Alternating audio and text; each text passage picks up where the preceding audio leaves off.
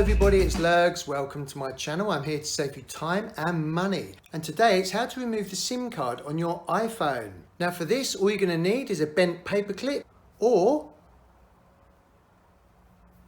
a hair clip.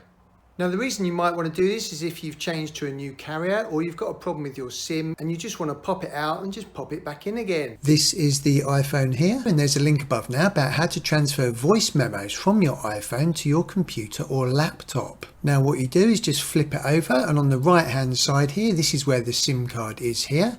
Now take your bent paper clip, and what you're doing is you're pushing it into that hole there, but you're not pushing it in and trying to pull it out. You literally just keep pushing it, and it's on a spring and it will just pop out. So push it in and then it will pop out, and there we go.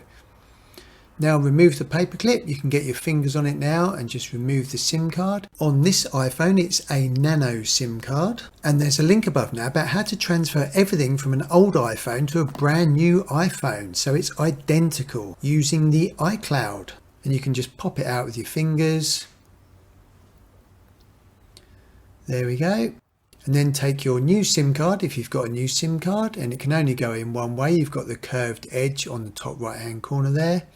Then take your iPhone, slot the SIM card in and just push it all the way home. Now as you've reinserted a SIM card or a new SIM card, you will have to put your passcode in, and there we go. I'm with Asda Mobile on my carrier.